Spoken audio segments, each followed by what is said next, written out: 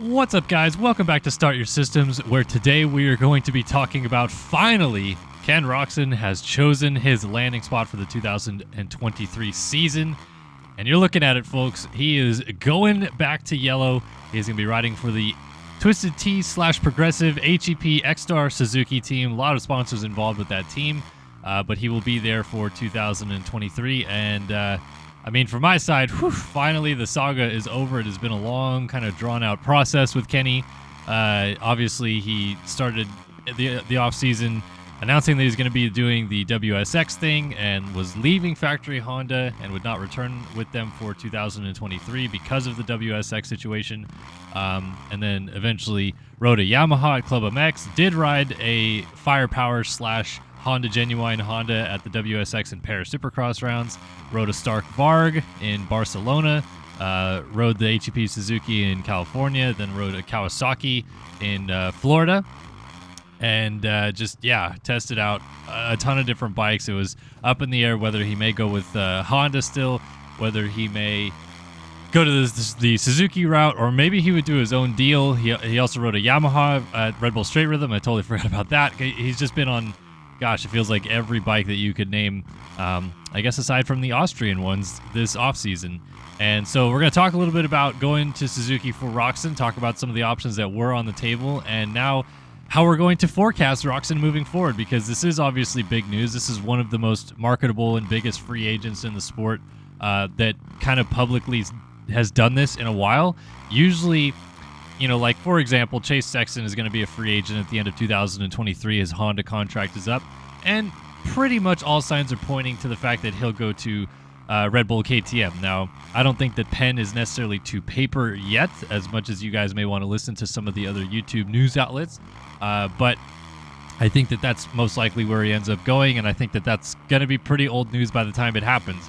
Roczen going to Suzuki felt like it could change at any moment, even though we kind of knew that that was going to be the plan. So it like, as much as it was like, gosh, it felt like a long drawn out process, it was still kind of fun that it actually happened, because the sport doesn't very much have, you know, like the breaking news, big free agent signing type of things very often, because we really do kind of know where most people are going by the time they go there. So, you know, this was an interesting process. It was kind of fun to watch, and now he has selected Suzuki, and the Suzuki deal is coming about because obviously HEP Suzuki, they're not like super long in the tooth, I should say, with their program. They've only existed for about 4 or 5 years. They've really had a pretty meteoric rise to this position to be able to sign Ken Roczen onto their team.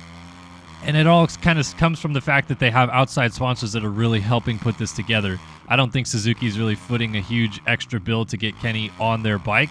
I think it comes down from HEP using an outside sponsor such as Progressive or Ecstar and getting their support to help sign Kenny. I do think Suzuki probably chipped in a little bit, but not maybe all the bill or anything along those lines.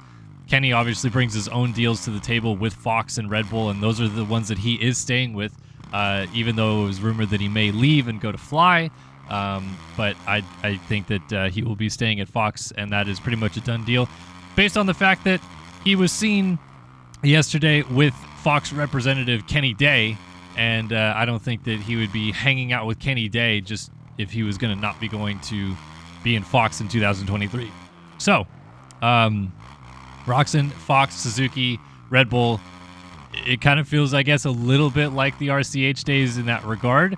But the, you know, weird thing about this is the team is a Twisted Tea Suzuki team, and Red Bull being a drink company, there is a little bit of crossover there. So Roczen is actually going to be pitting out of a second semi that the team has bought and is putting together, and it's kind of like his own side deal in a way. Like, he is on the team, but he is going to be in a different semi than the one that Brandon Hartraft, who is obviously hurt and will not be racing, and we believe Kyle Chisholm will be pitted out of with Twisted Tea logos and other things like that. Roczen's bike, I believe, is going to have a lot of Progressive logos on it.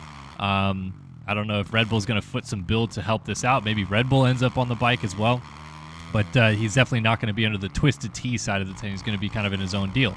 So, you know, they pulled a lot of strings to make this happen. There was, I guess, a pretty good monetary value on the table for Kenny, a little bit more than he would have made if he went to Honda Genuine or if he had done his own deal, obviously. So financially, this makes the most sense for him, but he has pretty much driven the point home to a lot of people that he's spoken to about this, that the Suzuki is actually a bike that he felt right at home with when he started riding. And of course, he's been on it now 3 different times in his career. He started his professional career with the Rockstar Tekka Suzuki team in MX2, won GPs on that bike. It was, 12 years ago at this point that he was basically on that machine, but he knows the Suzuki frame and chassis a little bit more because of that. And then he spent 2 years on RCH Suzuki, winning a lot of races, including one of the most dominant motocross seasons ever, where he won 20 of 24 motos in 2016. So the bike hasn't changed a whole lot, pretty much nearly at all on the chassis side since that 2016 season.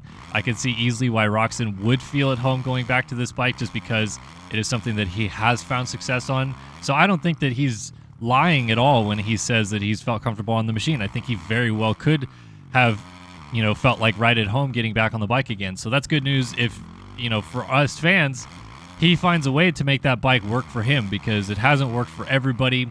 It's obviously maybe a little bit behind in terms of development. It doesn't have an E-start, and everyone's going to talk about, he's going to kick it all the way to the win and stuff like that. But it is still a bike that I think he can win on. So it's going to be interesting to see how he comes out swinging on it, because we've seen Roczen start tremendously well at A1 through the West Coast swing in the past to get things started off on the right foot in a championship run.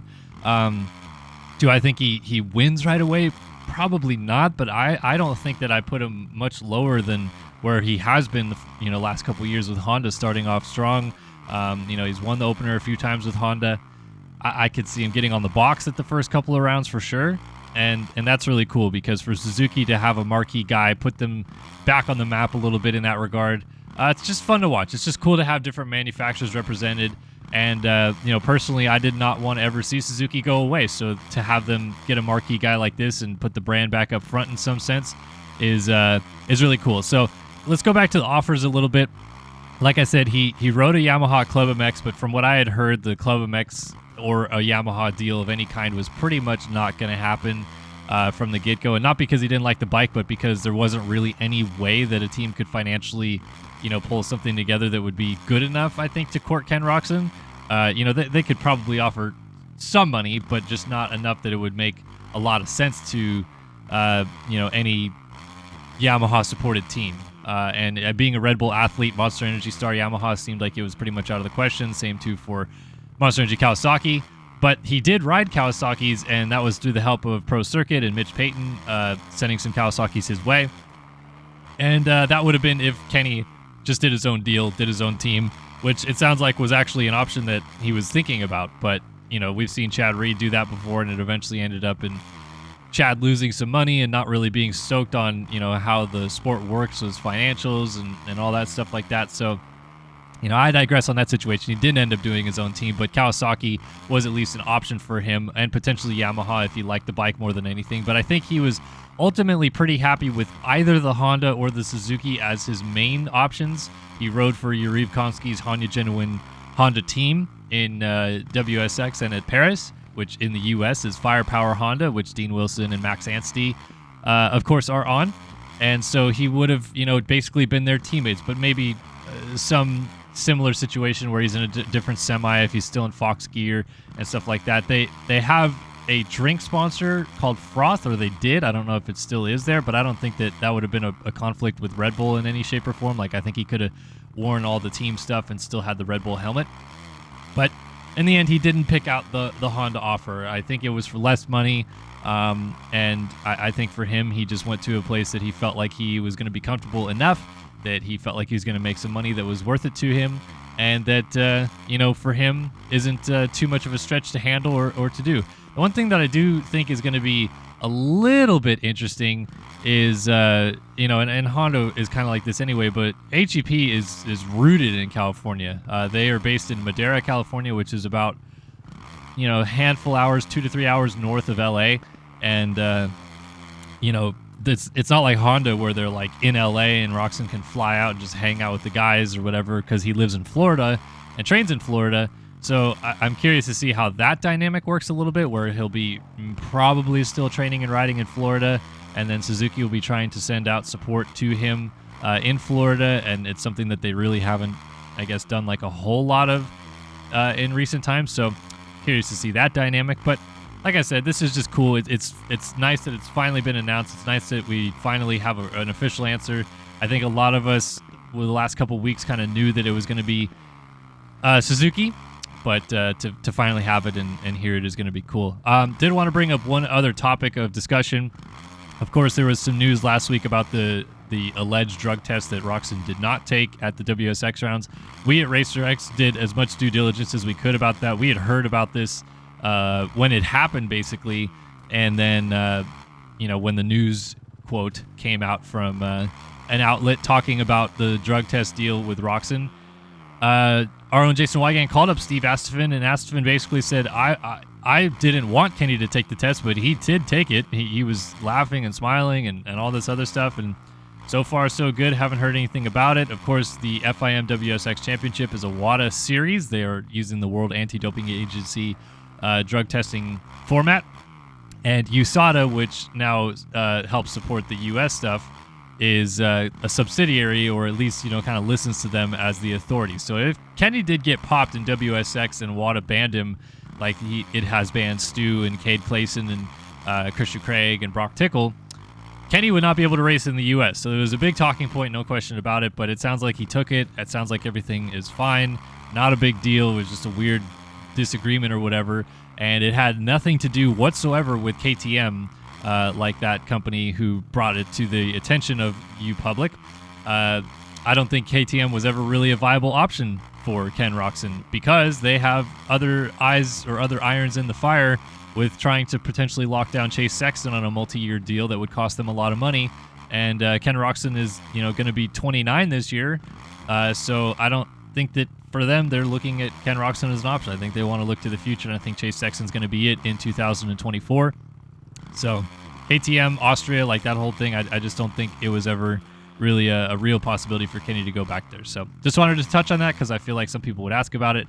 But yeah, hopefully that kind of explains everything about this Roczen saga, and now we are revved up and ready to see what he does at A1, and we can put how many bikes he's going to ride and what he's going to do and all this stuff behind us and get ready to drop the gate at Anaheim 1. I know I'm getting excited for it. We got team intros and stuff still going. If you haven't been following what we've been doing at racetracksonline.com, please head over there.